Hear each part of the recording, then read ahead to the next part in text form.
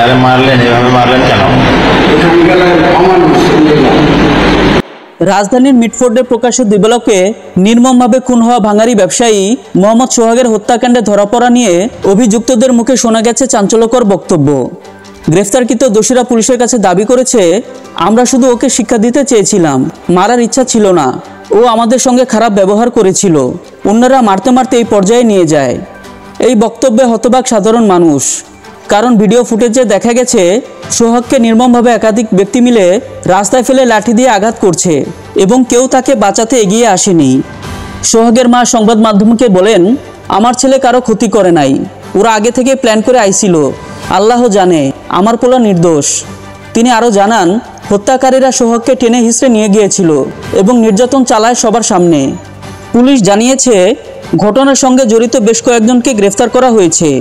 তাদের জিজ্ঞাসাবাদে তারা নিজেদের রক্ষা করতে নানা রকম ব্যাখ্যা দিচ্ছে।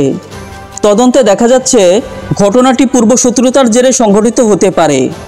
সামাজিক যোগাযোগ মাধ্যমে জনগণ ক্ষোভ প্রকাশ করে বলছে, শিক্ষা দিতে গিয়ে জীবন নিলে সেটা শিক্ষা না, সেটা খুন। এই দেশে কি বিচার থাকবে না? দোষীরা যতই শিক্ষা দিতে চেয়েছিল বলুক, এক মায়ের বুক খালি হয়ে গেছে চিরতরে। সোহাগ আর ফিরে আসবে না। এখন দরকার সঠিক বিচার, শক্ত বার্তা, যেন আর কোনো মায়ের বুক এভাবে ভাঙা না পড়ে।